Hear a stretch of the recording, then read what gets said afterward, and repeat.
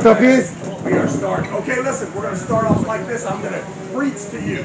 Yo, yo, yo, yo, yo. Shh, don't say nothing else. All right? So, now listen, you can talk, you grab your guy and get the hell out of here. You can talk whatever you want. But up here, I'm the only one that's going to talk for 2.5 hours. Trust me, you guys are going to be real happy that you did this, okay? Now, we're going to start off by, I'm going to let you know is that I would be an asshole if I tried to tell all of you how to arm wrestle your way. I do not know how to arm wrestle like anybody else except me. So, luckily for you, is that I've had a little bit of success. So, I can just tell you exactly what I do, and then you can take some of it. You're not going to take it all, right? Because you already got some preconceived notions of what you want to do. I'm going to try to give you a different option, right? Even if the option doesn't work for you, maybe you'll figure out what the other person is trying to do possibly, and it'll make you a little bit better. So we're going to start it off by me telling you exactly what my game plan is. A long time ago, I realized that arm wrestlers like to get their grip and set their fingers first. Then they start moving it down to their forearm, adjusting their shoulders, and ultimately setting their feet. Right? And that's when I know that they're as strong as they can be. That's what always happens. You go to practice and you get your own grip. The guy's turned in and he turns himself kind of straight. Depends on what a good guy is. And then you start that match. In the tournament, there are ways for you to eliminate all the things that make him comfortable.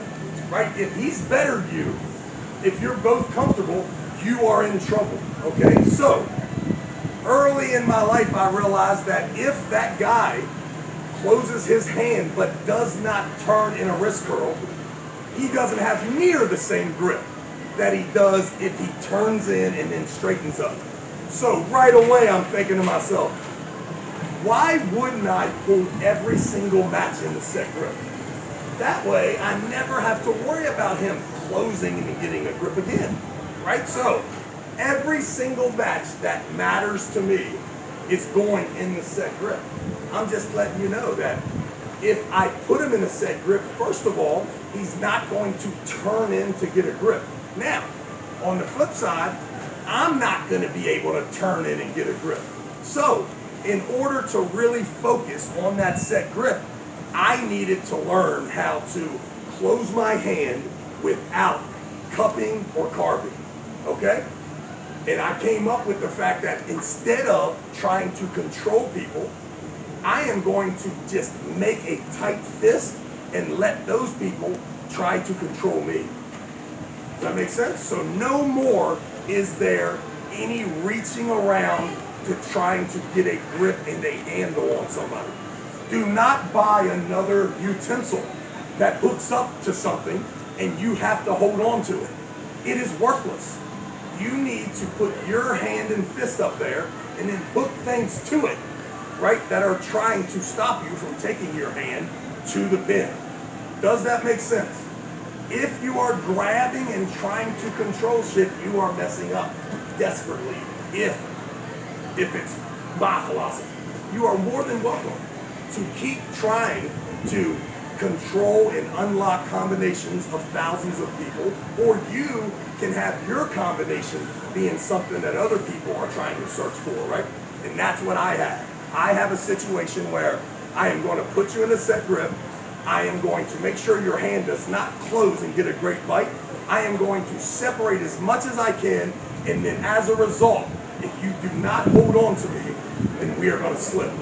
All right, now, the two things that I can almost always control, there are some stipulations depending on who the referee is and who the organization is, as to how much do you have to try to get a grip and how strict are they going to be when you try to get in the strap. You have to work that out personally, okay? If you are involved in an arm wrestling organization and the guy that's in charge refereeing is hell-bent on you doing some old school arm wrestling, you may get some fouls. I have been to tournaments and I didn't get to arm wrestle because they knew I was trying to get in the set grip. They knew I was trying to get in the strap, and the referee intervened, right, and tried to make it hard for me. The good thing is that we have slowly evolved into everyone wanting the strap. So it's not that big a deal now, to the point that the World Arm Wrestling League, who is the biggest promotion in North America, don't get it twisted and act like nobody wants to be a part of it. We all want to be a part of it, right? Why wouldn't you want to be? Because that's where the money is. That's where the big show is. They have made it really easy for you. Because all you have to do now is walk up there, wait 30 seconds, and you're going to go into the set grip and the strap. So for me, it's a great freaking thing, right? I enjoy that situation. I made those rules, right? Because I wanted, as a promoter, to speed the event up, and as a competitor, I wanted those two things, right? I wanted to be in a set grip and I want to be in the strap. If you don't focus on those two things, everything that you learn here today is going to be tough to do if you try to hold and squeeze that guy's thumb and make a fist, and he's allowed to keep adjusting his grip, right? If you think about it, if he's in the set grip, he cannot adjust. He has to take it. When he puts his hand down, doesn't matter if he doesn't like where it is, it will stay, right? And then I learned too a long time ago, I don't mind being uncomfortable at the start as long as he's uncomfortable, right? Who's gonna go faster? When I'm uncomfortable, it just makes me scared. When I'm scared, I'm faster, right?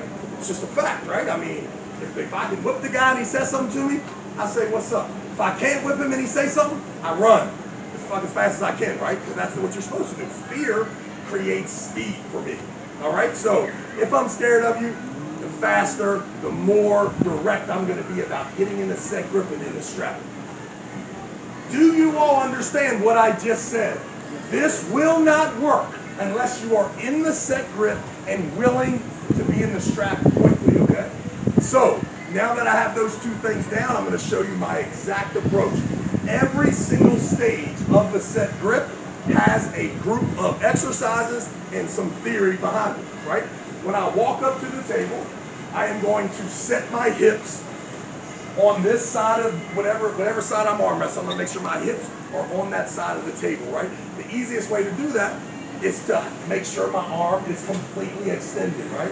If it's completely extended, it keeps my body on this side. If I do it left-handed, it keeps my body on this side. I'm going to walk up to the table and I'm going to start thinking right away. I'm going to start thinking plate hold. The first exercise that I'm going to show you guys how to do is a plate hold. The plate hold is quite simply, we have anything, any circle that I can use that would look like a plate. And I got it over here.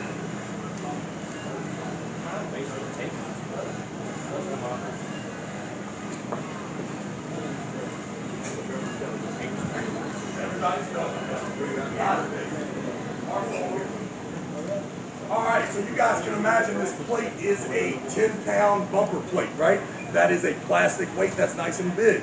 If you use a 10-pound little weight, it's not going to have the leverage, right? But this bumper plate, when I say a plate hold, all you're going to do is take your hand, everybody take it up, see where my thumb is in the middle and pointing straight up in the air, all four fingers, as wide as they can. The plate hold sets right there on your hand, and then you're just going to do the curls like this, right? It's a great hand and wrist exercise, but what it does more than anything is it creates that perfect shelf with your thumb inside your hand instead of your thumb outside of your hand, right? So when I say plate hold, immediately, in order to hold that plate, you have to do that. And that's exactly where you want your hand up here in this set grip. Your hand is out. When the referee tells you to close your thumb, you do not put your thumb down. You move your thumb into that plate hold position. Does that make sense? Everybody do it. You're right here with your hand flat. When they tell you to close your thumb, you do not do that. You do this. Everybody see that? As soon as I get to the table, I'm thinking about this plate hold, right? Every single time. The guy's going to tell me to close my thumb. As soon as he tells me to close my thumb, I think about my feet. I know that I want my feet to be flat on the ground, but I know that I'm going to come up to my toes. So as soon as he tells me to close my thumb, I go from plate hold to feet, right? When he tells me my feet, the first thing I do is I just take my toes and I just move my hips a little bit, just to make sure my feet are not planted to the point that I can't rise up to my toes. So he tells me to close my, as soon as I get to the table, I'm a plate hold guy. He tells me to close my thumb, I'm in that perfect plate hold, and I adjust my feet a little bit. The next command is either him closing the opponent with physically first, and then closing the second guy, or the instruction to close your hands, right? It depends. Are we in a WL tournament or are we in a WAF tournament? It does not matter. Both of those situations have a command right before they say go. If you're in the WAF, they are going to close the second guy's hand. The next thing that's going to happen is the ready go. If you're in the WAL, they're going to tell you to close your hands, and the next thing is go.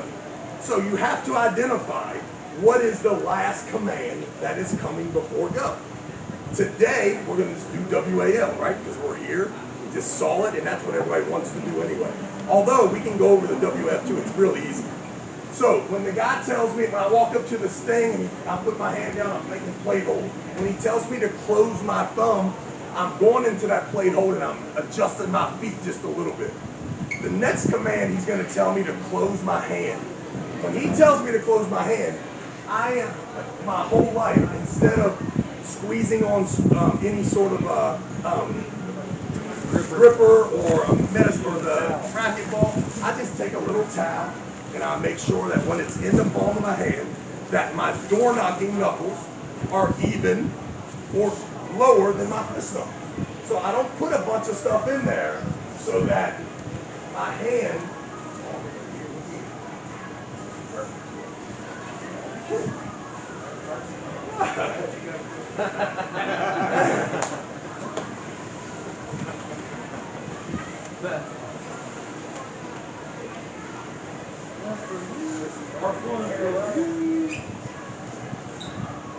you guys can squeeze this the rest of the practice. You want one? Squeeze the baby.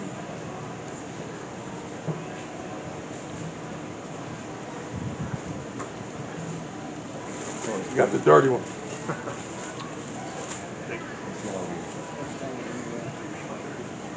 Yeah, mark on it.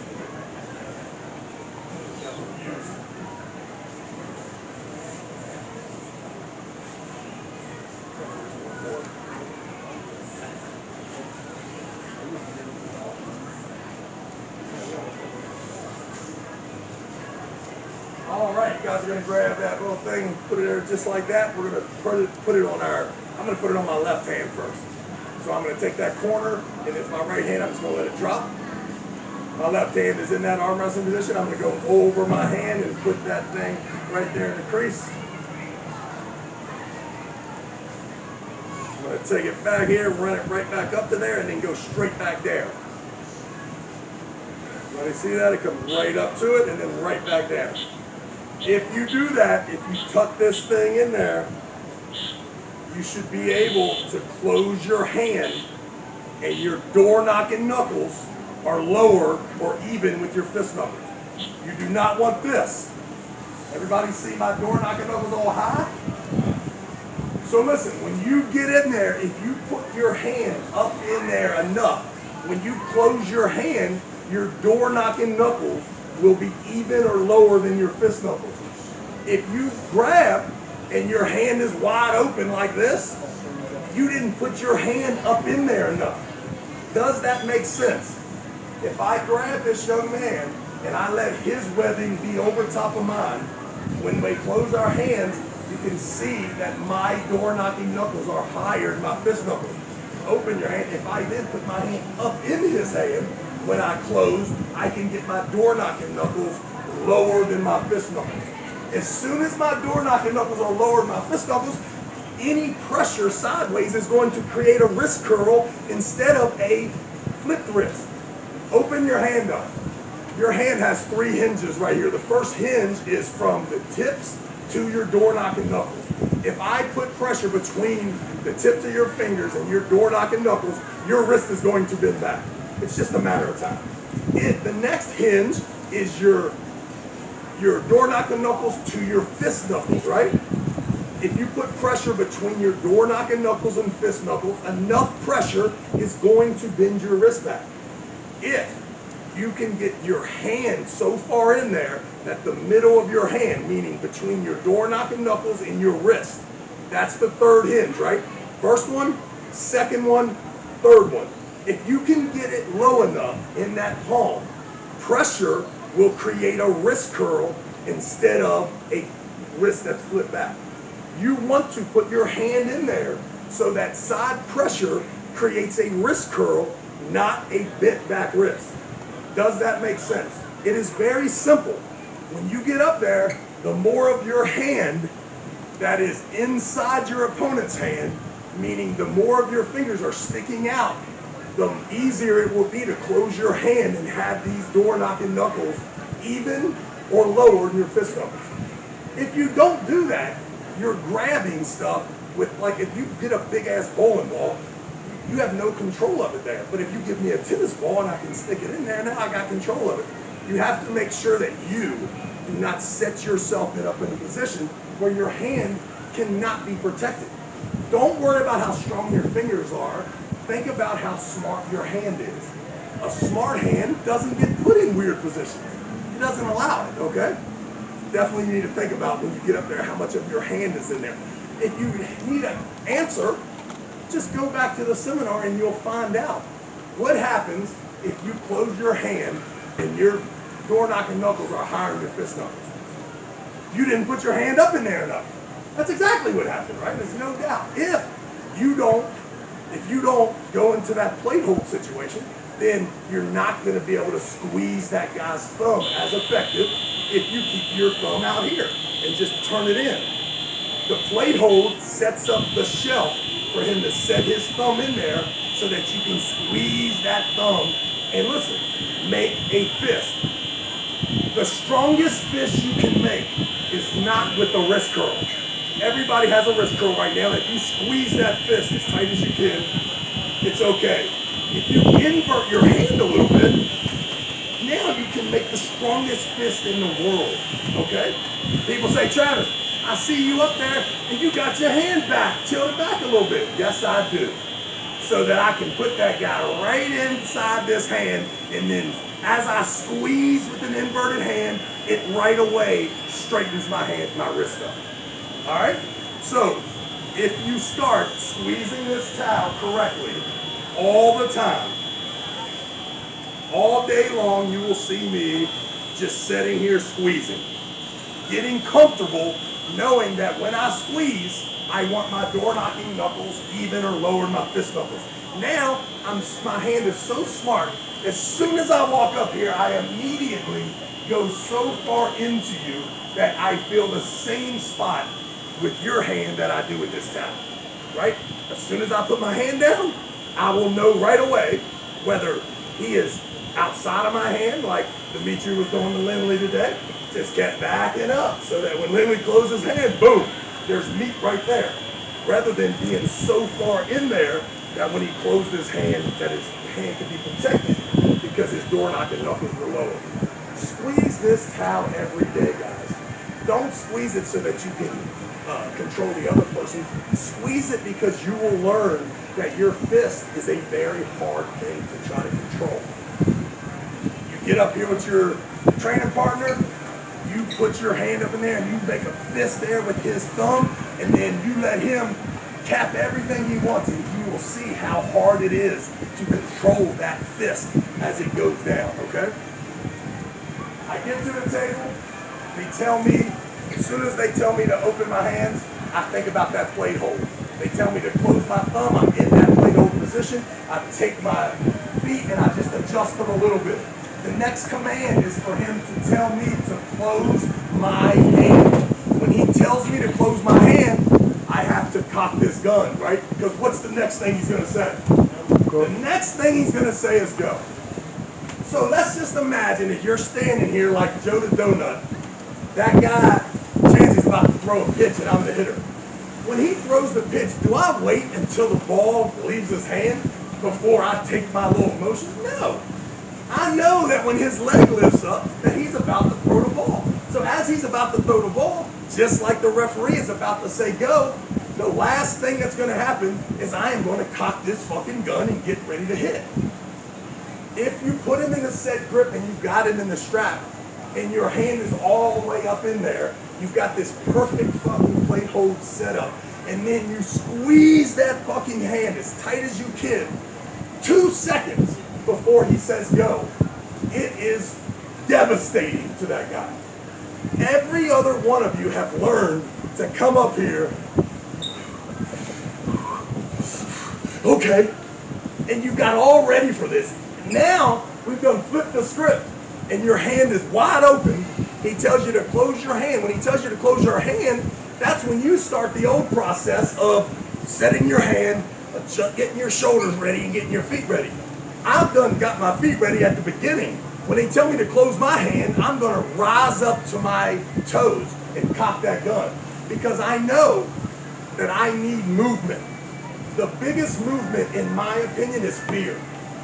If I rise up to my toes, it changes the connection just a little, but more than anything, it allows me to get ready to throw a punch.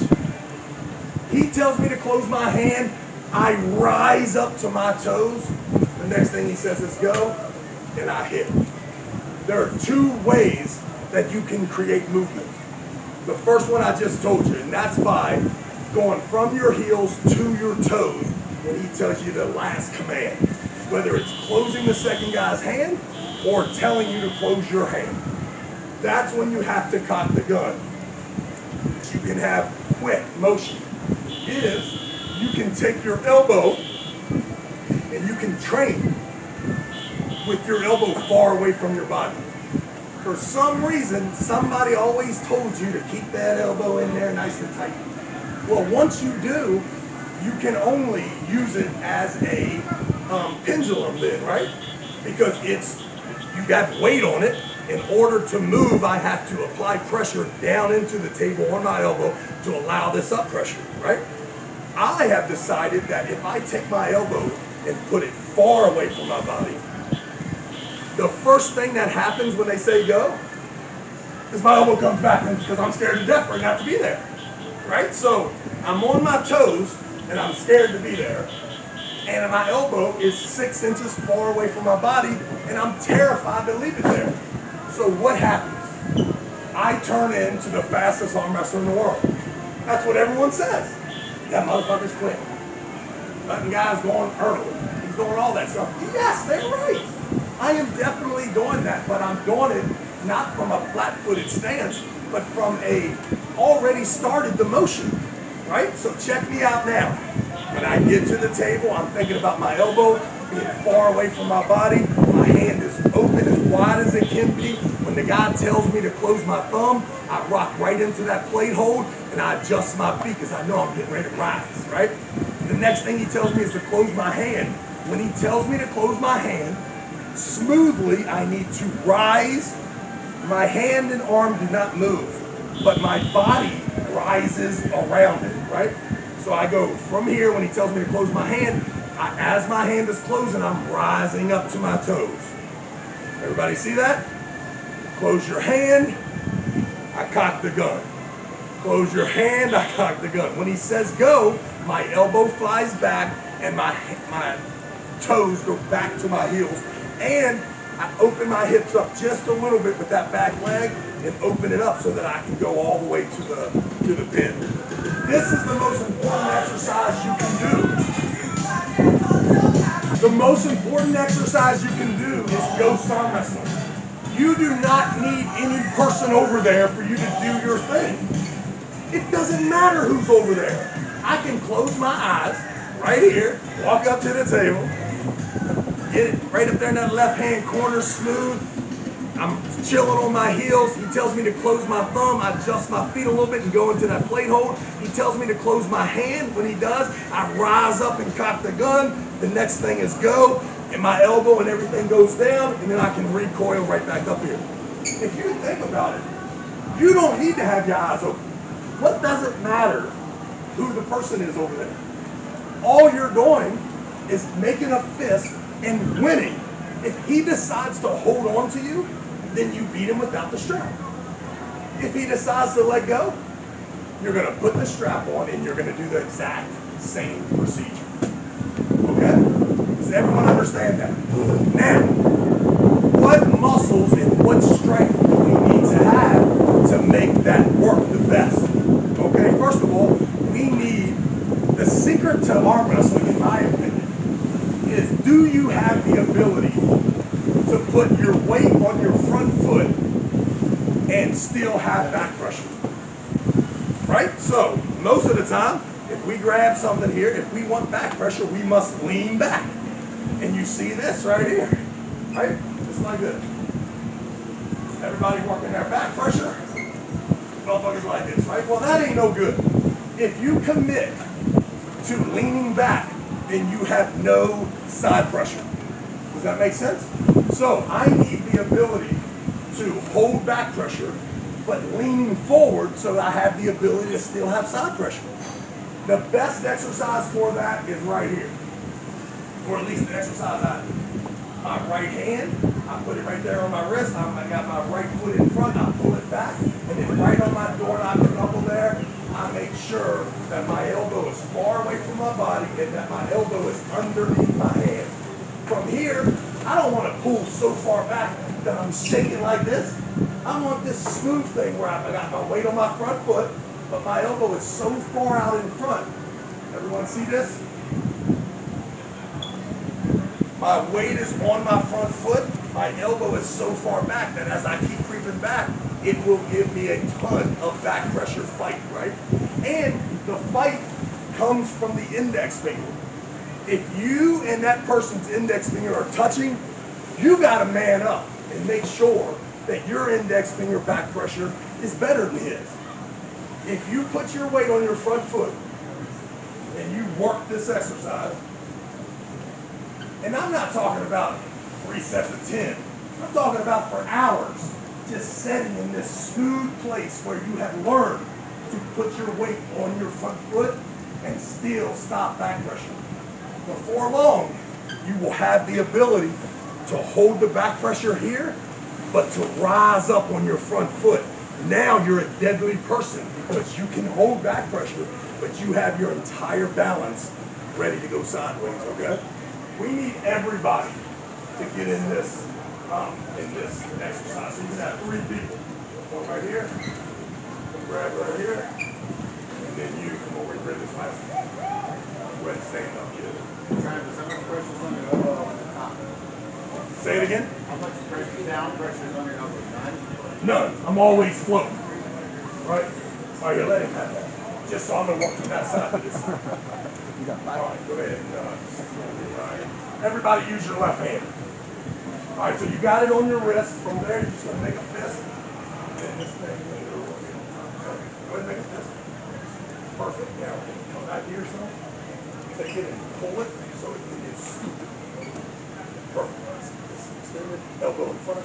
Perfect. Now get your weight on your front foot. Front foot. Right? You're leaning forward with your left foot. There you go. Left foot.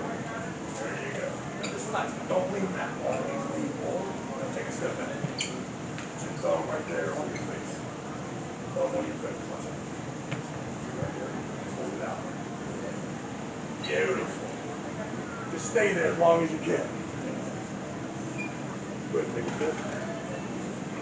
Let's go. You can do it. There you go. Make sure you wait till the front. You can do it. No, he's shaking. Make that fist and then everything out. Perfect. Elbow way out here. Up on that elbow. Now start walking back. Walking. A little bit of wrist curl chance. There you go. Now switch hands. The next 3 people go on up there right beside them. There's 3 of you. Over here. 1, 2, 3. If you want it. Okay. Do it right hand, left handed. Make sure you make that fist. Look at my thumbs. Big guy. Thumb is here. Now just put that thing right on your face. There you go. Get that left foot back. Right foot in front and a little more of a wrist curl. There it is right there.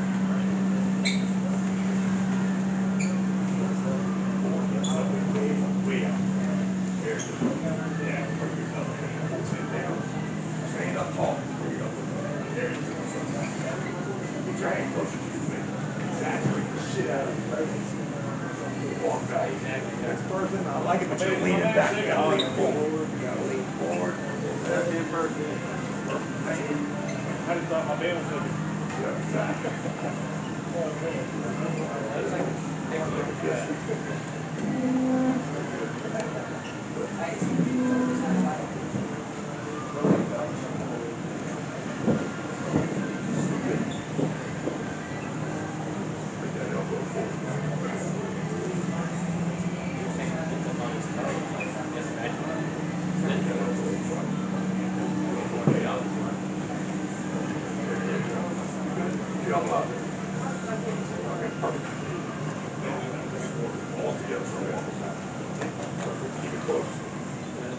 Lean forward.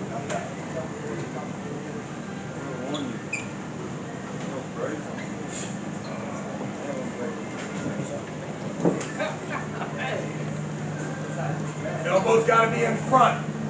It's got to be on your wrist, not your hand.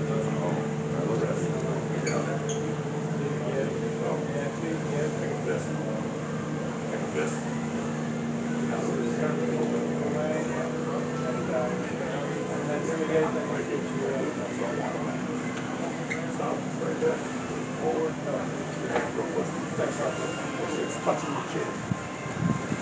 Elbow out in front. Remember, your elbow's in front. Move middle wrist right here.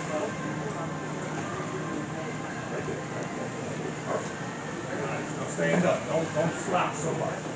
Now listen, when you're doing this exercise, guy, if you try to go too hard, you won't be comfortable in this spot. You want to be super comfortable with your elbow out from your body and your hand really close to it like this. You see this?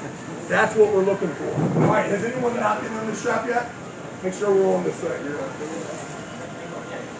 do these.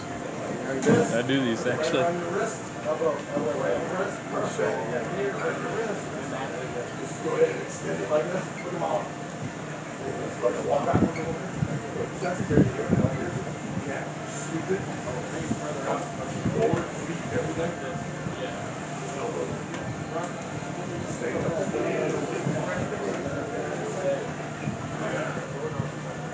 Elbow out in front. Listen, you have to win the index battle up top. Now get your elbow out in front and lean forward on your front foot. Go on your toe. On your front toe and your back foot should be chilling. Now listen, you need to do this for a long time. Okay, you should have this set up in your car or truck. From right over there, you should set it right on your center console and make sure that your elbow is in front of your hand. Once you do that, you're going to start having the ability to stop pressure because of the leverage rather than the strength. And that's what we need at first. Let's do this. Stand up tall. There you go. Grab over this little big. Put your hand on your face. Exaggerated. Stand up taller. Take a step back. Take a step back. There. You can stand up tall. All right, switch hands. Anybody not on the strap yet? Anybody?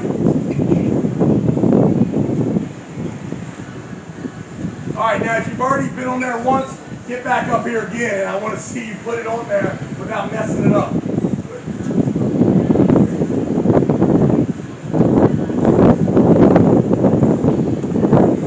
Another thing this is going to do, guys, a lot of times when you get a little back pressure, you want to invert and pronate too much. This thing right here will totally start keeping you to keep your wrist strong. Elbow is in front of the hand. Yes. And listen, you want to make sure your face is right there on your chin. Okay? Because that's where you want it when they say go.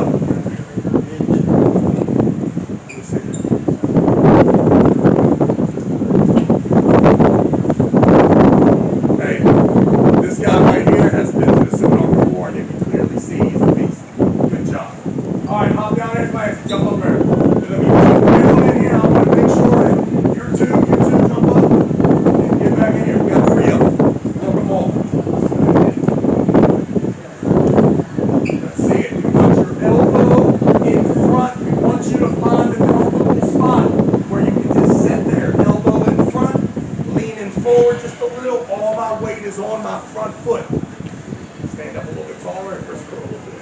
What's up, Sam? You said 2 hours at a time? I'm just saying, like the session that I have is a 2-hour session in the morning and a 3-hour session in the evening. So I'm not doing any of these.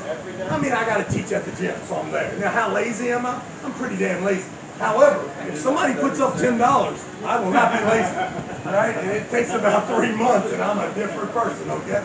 Now, if you put up $3,000, now I'm going to even look different too, okay? But the fact is that these exercises are, in my opinion, done better with long, not super aggressive, intense sessions, right? Just learning to sit there nice and smooth, right? In that spot that you're ready for this set grip, right?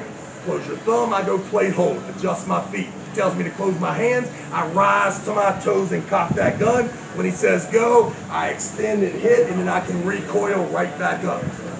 Make sure you have the ability to set the strap on. That elbow exaggerate the shit on how far it is in front of you. It's both. The fact is, when you first started, it's so goofy, but after a while, you'll fucking have it, and you'll be like, this is exactly where I need to be. Like, I've got this strap. And let me tell you the most important thing here, is for the first time in your life, you have your fist and a strap hooked to it, right? Also, if you have that good plate hold thumb, it creates that shelf, right? If you don't have a good plate hold thumb, you don't have a shelf even for the strap. This is the first exercise that you are going to have your fist being connected to a strap instead of you trying to grab a strap. A little bit of wrist curl, make sure you're comfortable on your front foot. Front weight side looks perfect. Now just start slowly, go back again.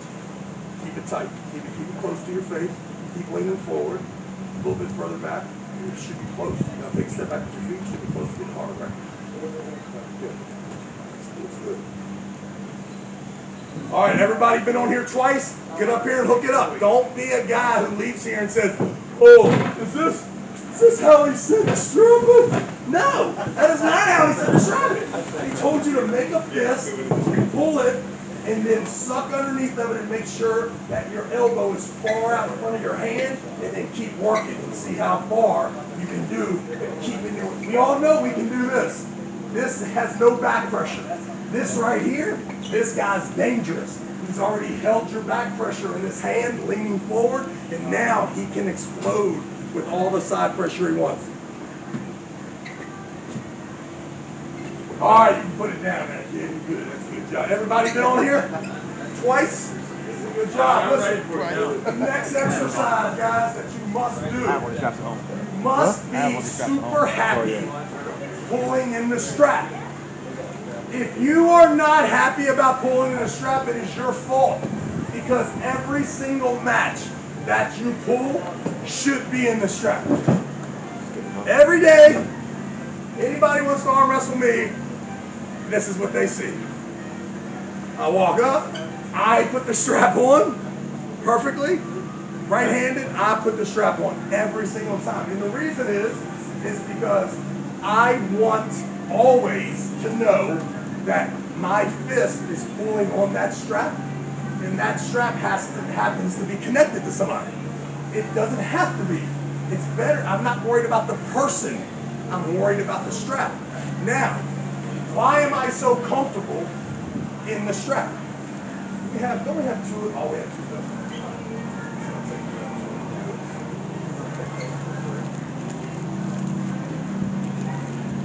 All right, so there's two of these. You would rather that they were matching, like the green ones, okay?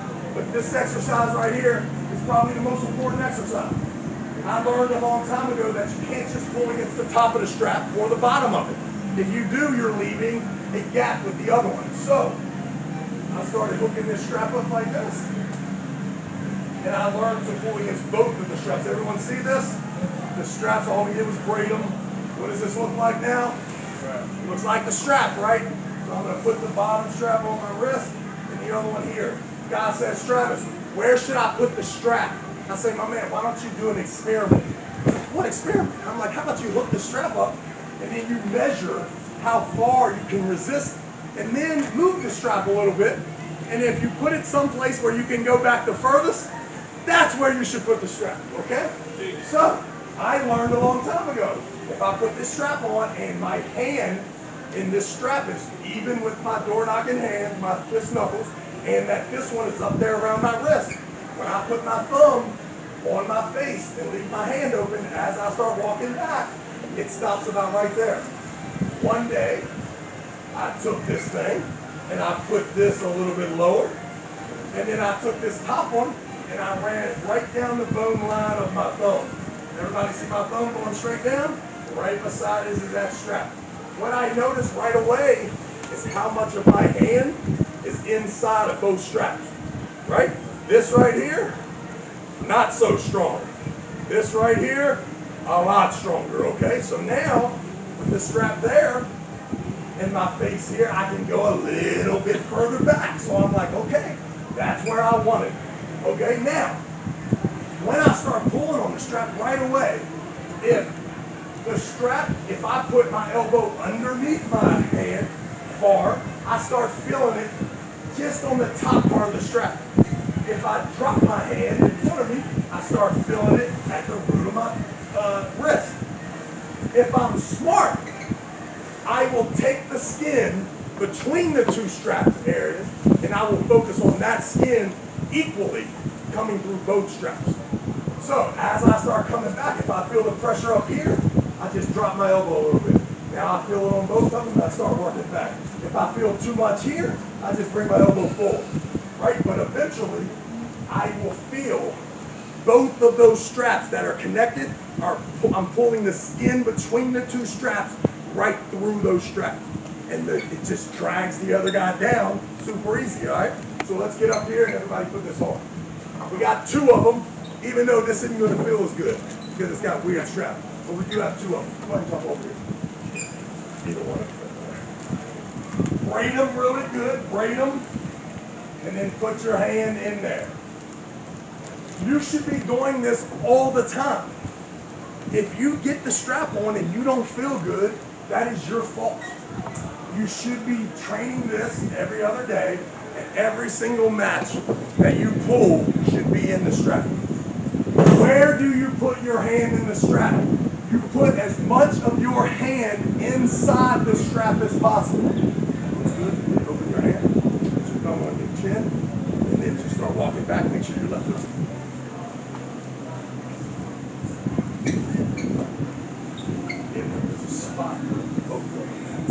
open that hand. It feels weird, but you'll be better with your hand open eventually. Once you learn that you don't have to squeeze shit and hold on to it, you're going to be a better guy. Whereas Little's is so like, yeah, every time that I hog that guy's side of the table, if you stay over here, you got to abide by all the rules. As soon as you get over here, you're telling him he's the asshole and then you're getting away with murder. All right, guys. The next thing we got to talk about is, go ahead, we've made that fist, and they've said go, and we have every single time. The worst case scenario for me is I get dropped in that hook about 9, 10 o'clock right here, right? And there's really, as much as I want to say that you can top roll anybody, sometimes you can't. Sometimes they have set it up so that you are going to have to go through their arm at the bottom. So, no matter how much you want to top roll somebody, if they have a smart hand and they have the ability to come forward, there is a place that you are going to have to demonstrate some sort of side pressure in order to finish this guy. So, for me, I'm thinking all the time about side pressure, side pressure. I mean, it haunted me. Like, I'm not built to get in an arm wrestling position and work sideways without what? How come, what, does anybody here train side pressure? Put your hand up if you're a side pressure guy. Anybody in this one? There's one, there's one. What's the worst thing about side pressure? Fucking hurts. It hurts. So it hurts to the point that I am not interested in doing it. So I needed my side pressure. Now, the good thing is, I always get the jump. So I felt like I could compromise starting position setup for what's been happening to me is I'm only getting caught right here at the bottom. So I think I'm going to start at the bottom because it doesn't hurt as much. So here's the exercise. We'll use this bench right here. Have a seat there. Watch it. Let me have that big thick one. I usually take my towel, and I used back in the day when I was a real man. I mean, I'm kind of the man now, but I used to really be the man. I used to go to Gold's Gym, and you can watch this on Superhuman, Super Strong, the History Channel, a couple things that did little stuff with me. You would see me at the gym, and I would have this this brown strap that the ladies usually use on the Smith machine for all that inversion stuff. Take that strap and hook it around here, right? And it ends up looking just like this, right? Strap it right there to my hand, and then I tried to do it standing up, and what I would end up catching myself doing is being so unbalanced and cockeyed like you can get easily with that, and all of a sudden you start taking both feet forward where you're not doing it right. So the better thing, that'll good, but this will un-Velcro a lot of times. I like this. Yeah, I don't mind. This is a great thing. I have almost got kicked out of the gym because this thing has unstrapped and the person's tug of war has fell, and the guy's like, what are you doing? So that leather one has an actual belt buckle that you can sink in there. This one here, enough pressure, and it will open up and slide. So we're not going to use it today, but appreciate it. That's a good one. This is not the best thing to use because this makes it hard for the puller, the guy who's helping you. The best thing to use is a king-size bed sheet. You use it, you make it in half, and you wrap it around here, and then you got it about from me to the table that you can get a little leverage on it. You can also hook that strap up. You can hook a chain that chain that goes around when you're trying to do weighted pull-ups and shit. And then you can hook a tricep rope up to that. Guys got a pretty good little tug of war too. But the fact is this is what you're looking for.